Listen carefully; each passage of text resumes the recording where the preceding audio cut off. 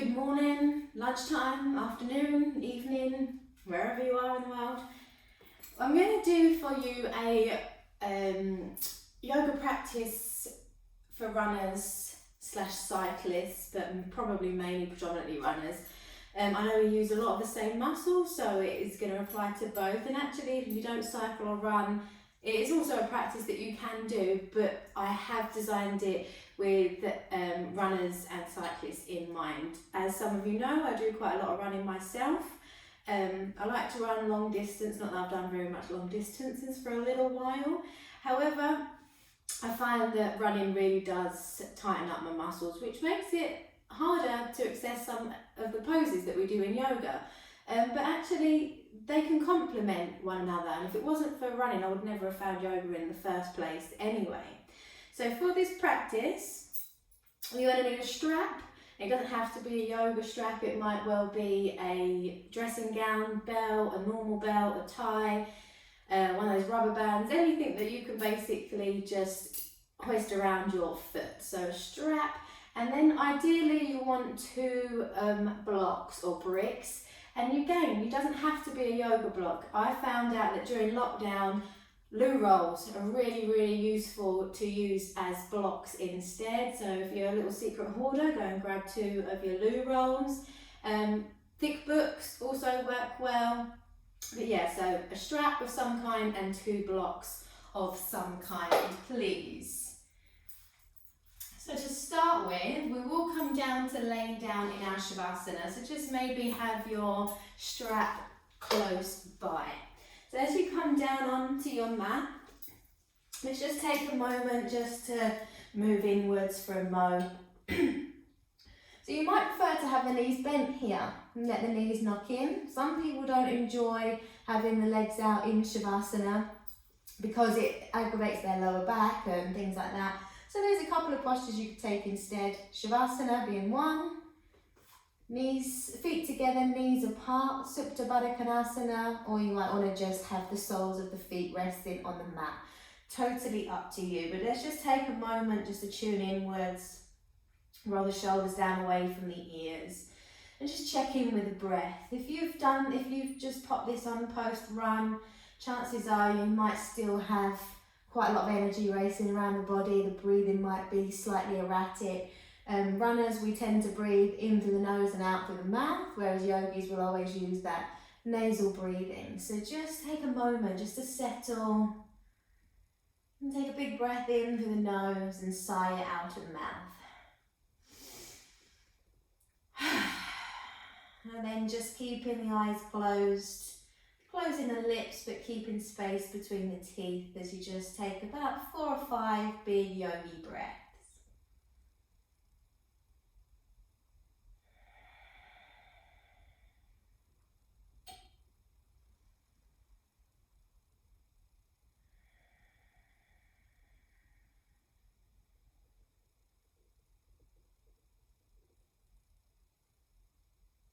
And let your body go with the out breaths, let the shoulders soften and melt. And by all means, you're welcome to stay here and connect to your breath as long as you need. But I'm just imagining that we come home from a run, we want to get our stretches out of the way, and then we might get into a bit of a relaxation afterwards. So we're going to take your strap and going to place it around the ball of your right foot to begin with. You can start with the left, doesn't really matter. And then I want you to just press the heel away from you. We're going to keep the left knee bent for now. You can take the left leg out. However, if you do this, you need to encourage and make sure this left thigh then stays grounded. I just think we eliminate that worry if we just bend the knee, and then we can focus on this right leg. So I would give yourself quite a bit of slack here. Reason being, if we go to hold as close as we can, you can see now that my shoulder is pinned away from the mat. And we want to get rid of tension, we don't want to add to it. So just by letting that shoulder ground, giving myself some slack, bit of a bend in the elbow, my legs are not getting any less of a stretch because I'm not holding the strap a little bit further away.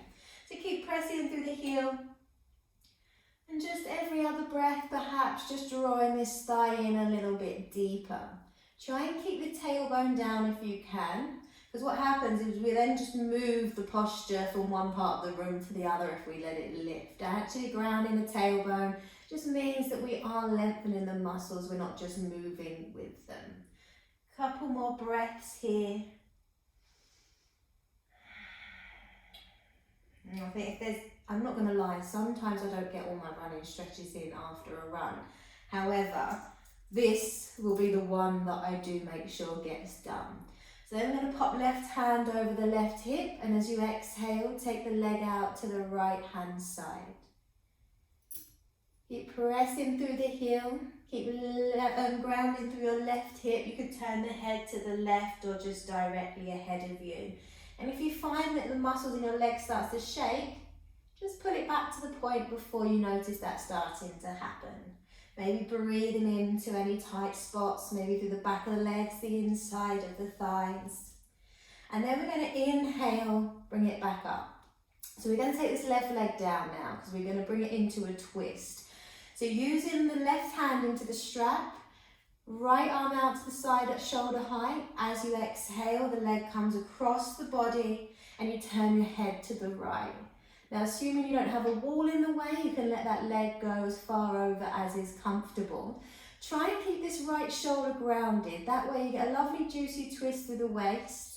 Get a nice stretch come around this outside of the hip, and also you'll still feel the back of the legs working and being stretched out as well. Another couple of breaths.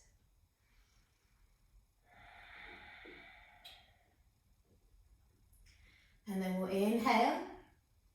Bring it back to center, release the strap, and then just take that right leg down for a moment and just close the eyes. Notice any sensations. Notice what's going on in the right side of the body over the left. If you're anything like me, every time I do this, I feel like when I do one leg, it grows an inch or so when I rest here and then compare the two sensations. So now we're going to let the left leg have a few inches as well. If only it was that easy, eh? I'm going to take the strap around the ball of the left foot, slacken the strap, bend in the left elbow, left shoulder down, right knee bent, but by all means feel free to lengthen that if you would prefer to. And then just keep pulling this left thigh in towards the chest. So we should stretch before runs as well. Again, I'm a bit guilty of perhaps not doing so much of that. But it is really important that we do. We run on these muscles, sometimes for hours and hours, and then we come home and don't give them any love. So we need to give them a bit of love from time to time. So why would a runner want yoga? Why does everybody not want yoga? I'm joking, but in all seriousness, stretching through the back of the legs, opening up the hip flexors, strengthening the core is all going to benefit your running. We need that strong core to maintain that nice lifted posture of the shoulders over the hips. And we want to lengthen through the back of the legs and the hips, because if we can increase our stride length, then our average pace will obviously increase as well. And I know that there's some runners out there that don't care about things like that, and that's amazing. But when I run, I'm pretty competitive with myself. And so obviously I like a little bit of a faster pace if I can get it. Then we're going to take right hand to the right hip, left leg out to the side as far as you can comfortably take it. Big breaths in the back of the legs. Checking in with the jaw and the forehead, making sure everything stays nice and soft.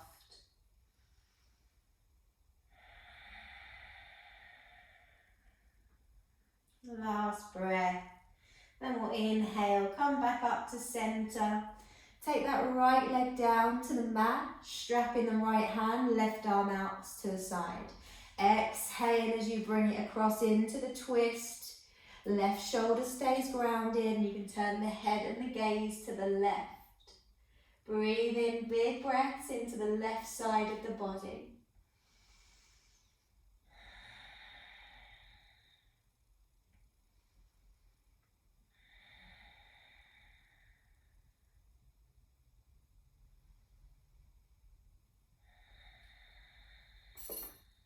Last breath, and then we'll inhale slowly, come back up to center. We're going to bend the left knee so the left sole of the foot is on the mat, and we're going to take your right ankle now over your left thigh. We're going to take recline pigeon. So some of you might come to this part of the stretch here and be like, yeah, I feel this already, and you can stay here. If not, we're going to take the hands, going to grab through that gap between the legs, holding onto the back of the left thigh, and pull the thigh in towards the chest. Now you can keep the left leg lengthened, roll the ankle perhaps, stimulate the feet a little bit, or some people prefer to keep the knee bent because they feel that you get a little bit deeper into the outside of that hip. So totally up to you. Try to avoid any kind of bouncy, jerky movements, and if you do need a bit of movement, just a gentle sway from side to side should do, rather than those bouncy movements.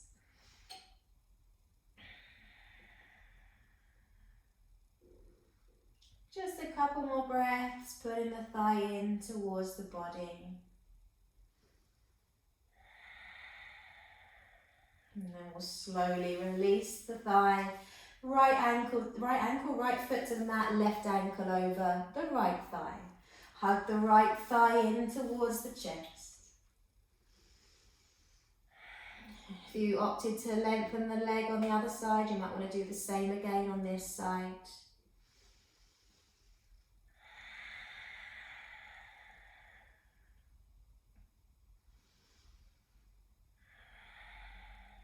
And just one more breath here. Obviously you could pause this and you could hold each stretch for a bit longer if you wanted to.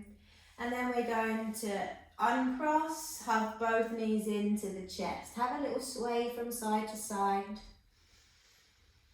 Big breath into the tummy and the chest still. And then we're going to cross the ankles. We're going to rock up into Navasana, so your boat pose, because we do want to activate the core. So as you rock up, don't let the feet hit the mat, so you've got an option. You can keep your shins parallel to the mat here. You can even hold on to the back of the thighs if it's one of those days. Or you might want to release the thighs, release the bent knees. Keep the heart lifting, keep the shoulder blades drawing back. Another 3 breaths. 1, 2, and then we're going to come straight to Tadasana, your standing pose. So when you're ready, cross the ankles, rock forward, and lift all the way up to your mountain pose, your standing pose. So this pose is really, really good for the grounding side of things, spreading the toes nice and wide, shifting the weight forwards and backwards, side to side.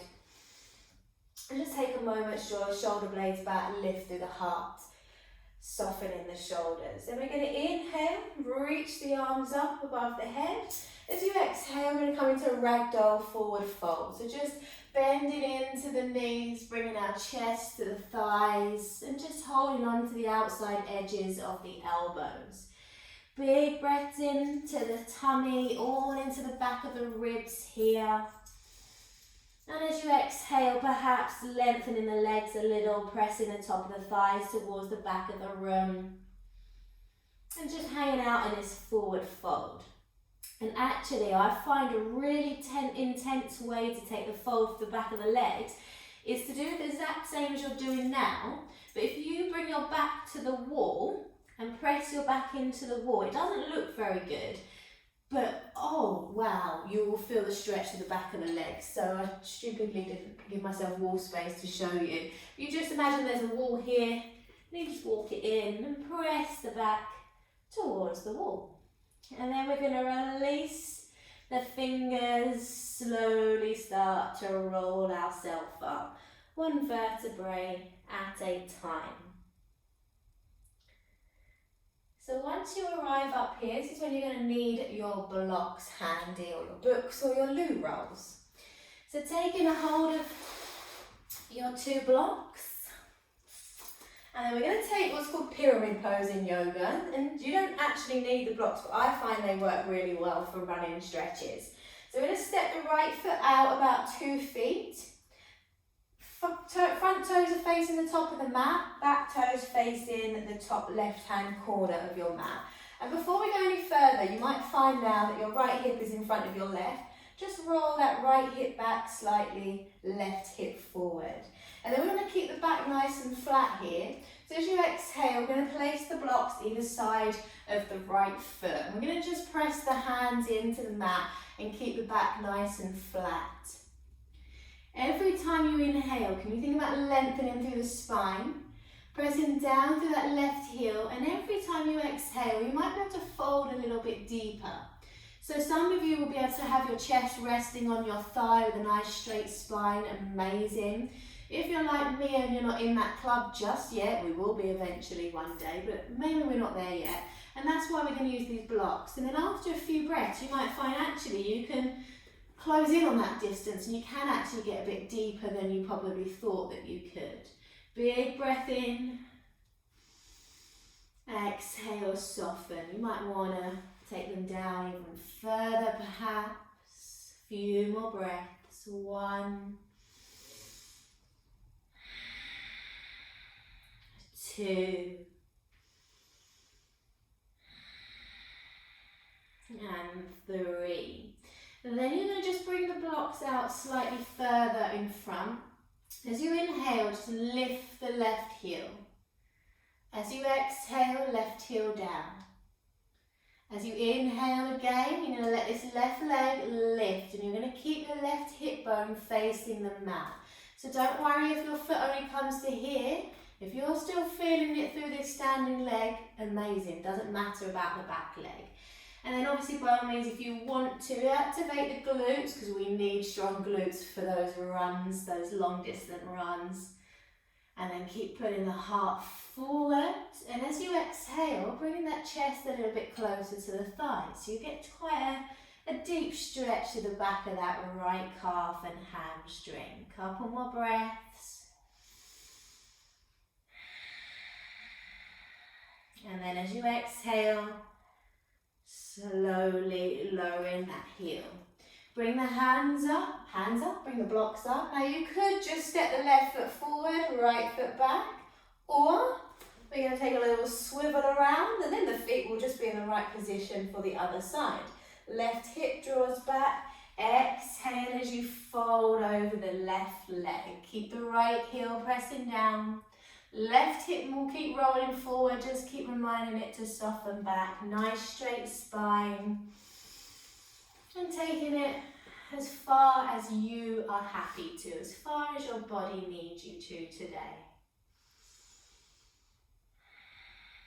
Always check in with yourself before a practice. How do I feel? And then practice to 100% of how you feel that day. Maybe get a bit lower now, you start to warm into the posture. Keep pressing down, plugging down to the back heel as well. And then we're going to slide these blocks forward. Lift the right heel as you inhale. Exhale back down. Then we're going to lift it into the standing splits, bringing the weight into the left leg. Right leg is going to lift, right glute is on. Now it's really important we don't let the hip roll out to the side. I mean, nothing bad will happen or anything like that. But it is tempting to let it, because if I roll my hip out, my leg goes higher and I think, oh yeah, I'm deeper into the posture. But roll that right hip down and it might lose a bit of the height, but that's okay. Slowly stepping that right foot back down. Inhale, lift up. You might want to pivot back to the top of your mat. Inhale, reaching up. Exhale, Uttanasana, forward fold. So this time we're going to take hold of the big toes, bend at the elbows, bend at the knees if we need to. 3 big breaths. 1, 2, and 3. Hands to the waist. Inhale as we lift up nice and slowly. If you want to have a little shake out the legs, shake them out. Depending on how far you've run today, remember any run is better than no run. And then inhale, reaching up. Exhale, folding forward. And we're going to keep the right foot where it is and step your left leg to the back of the mat. Drop to the left knee. Inhale, reach into a low crescent lunge. If you find your low lunges, you get a bit out of balance, keep the left toes curled under and it'll bring you a bit more balance. If, by all means, you can uncurl and you can stay here. Then we're going to just lift the heart a little bit. And as we exhale, take the hands to frame your front foot. You're going to walk your right foot out a little bit. And we're going to just take your right hand to the inside of your right thigh, roll to the edge of that left hip. Roll to the edge of that left hip? No, roll to the edge of your right foot. Wouldn't be right if I didn't make a cough up at some point throughout our practice. Only good bad thing about videos is I don't have you lot shouting at me that you've missed the left side or you've missed this pose. Makes it sound like I do it all the time, I don't. And then you can stay here, or if you want to stretch a bit of the quad now, I'm going to bring this left foot in towards the body. You can take the foot and press the foot into the hand, which will open the front of the body. But if we've just been for a run, we probably want to stretch the quad a bit more. So then we're going to bring this foot in towards the bottom instead. And you can do this against a wall as well. This is a nice way to do it. I love a wall, don't I? And then we're going to release the foot. Inhale, lifting up. Curl the left toes under. Inhale, lift into a high crescent lunge. As you exhale, I'm going to bring the hands to the heart center. Pull the chest towards your right thigh and then push into your right foot as you let your left leg lift into a warrior three. So again, keeping those hips nice and neutral. And every time you exhale, you might want to find a bit more space. You can keep the hands to pray, you could reach them to the side. If you wanted to warm the core a little bit more, you might opt for a bit of an arm extension instead. Then as you exhale, hands to the mat, standing splits once again. Left foot meets the right. Inhale, halfway lift. Exhale, fold, step your right leg to the back of the mat, come down onto the right knee. Inhale, low crescent lunge.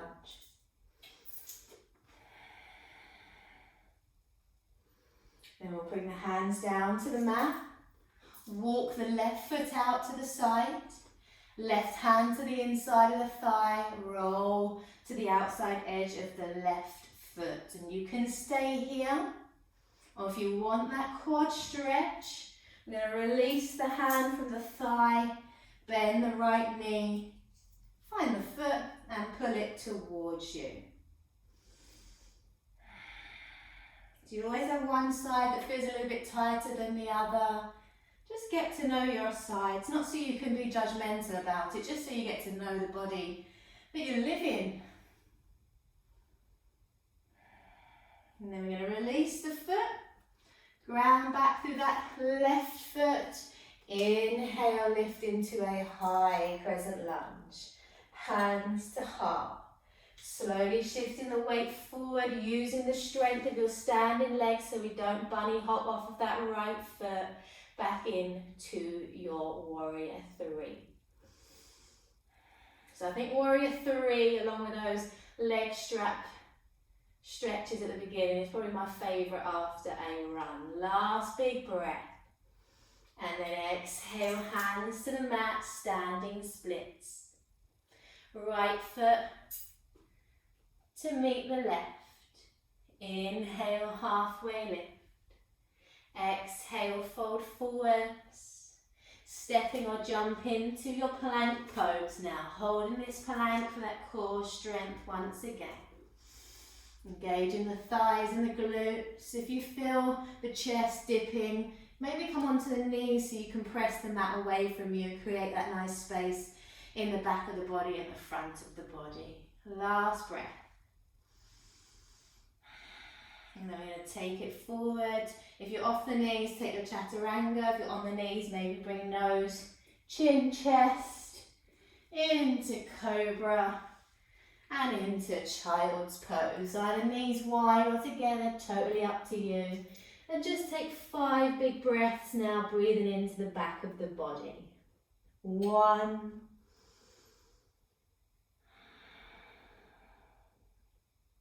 2,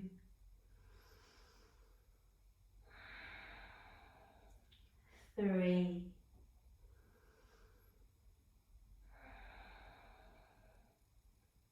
4,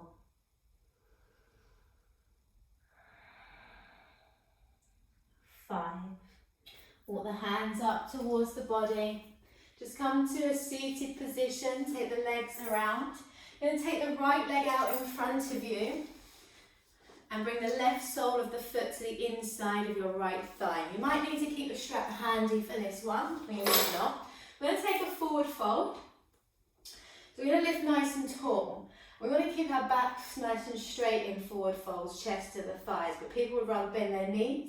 Would rather not bend their knees and bend their back. But really, that's not going to work. We want to reverse that. So we're going to fold over this right leg, whether that's with your strap or not. If you take the strap, same principles apply as before.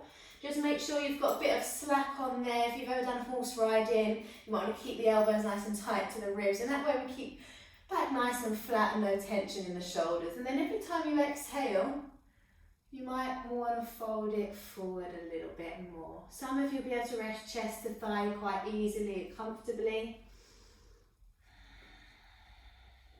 If you're a runner, chances are it's less likely. Your hamstrings probably saying, no, Just a couple more breaths here. So I like to pull out every other inhalation, exhale, soften back in. Last breath here, I'll tell you why. And when you're ready, releasing, changing sides. Left leg out, right foot to the inside of the left thigh. So this left foot stays working. It doesn't roll out to the side, doesn't get lazy, otherwise you won't feel that stretch to the back of the legs. And the reason why I lift in and out is every time I inhale, I create a bit of space. And then every time I exhale, that's the opportunity for me to move in a little bit closer. And it's going to be more beneficial for you to do that kind of action than this. Because what happens when we do this, I use the analogy of a seatbelt. You know, when you're in a rush, you're like, oh, come on, can you just hurry up? And the seatbelt goes, no, no, no. And then you get more and more annoyed and you yank it again and it still says no. And what we have to do is we have to just give it a little bit. Be a bit gentler, and then it starts to come. And it's the same with the back of the legs. Think of them like your seatbelt of your car. You keep yanking and yanking, your systems in your body, your nervous system, your muscles are going to go, hold up, love, what are you doing to me? Can you chill out a little bit? I don't feel safe here. This yanking doesn't make me feel safe. But when we breathe, when we work with the body and we inhale and we lift out, exhale, move in, we start to tell the body that actually this is a safe place for you to be in, this is a safe stretch, and then your body will go, oh yeah, okay, I'm going to come with you now, and we'll find a little bit more room. Not always, but most of the time. And we're going to release that strap, inhale, lift up. Bend both knees now, both feet out in front, and then just set the knees wide, feet together in Supta Baddha Konasana. As you inhale, lift nice and tall, and as you exhale, just fold the heart towards the feet. And don't worry about how deep you go into this posture either. It's just about the sensations. If you're experiencing the sensations, you're doing it right. And there's nowhere in the yoga books that say you have to take the deepest variation or you have to make it look really bloody impressive. No, we don't. That ego's probably the part saying that. Another nice way to hold Baddha Konasana is to pop a block onto your feet and just let the forehead rest on the block instead. And we're just going to take a few breaths here before we close.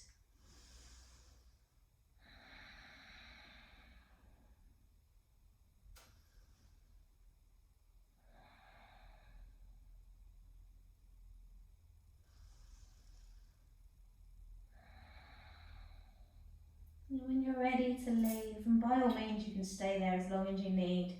Inhale, come up. Bring the legs to a cross-legged position. If you want to have a little Shavasana, If you're a runner and you're using this just for running, you're probably thinking, what is Shavasana? It's basically at nap time. We get to lay down for 5 or 10 minutes and just connect inwards. So if you've got time and you want to do that, come down to your mat, close your eyes and just follow the breath. If you've been for that run, need to get to it now, then we'll close our practice here. So just taking a moment. And before we close, just thank your feet. Probably taken a bit of pavement pounding over the years, months, days. Thank them for carrying you day in, day out. And then thank your calf muscles for driving you forward in those runs. Thank your thighs for carrying your weight all of those miles and miles and miles. Thank your torso and your core for staying strong, keeping you lifted during those runs. And then thank your breath. Thank your body as a whole. Bringing the hands to prayer. Thank you for practicing this video. I hope you enjoyed it and I hope that you got some benefit from this practice that you can take with you now for the end of some of your other runs. Happy running, happy cycling, happy walking, happy life. Namaste.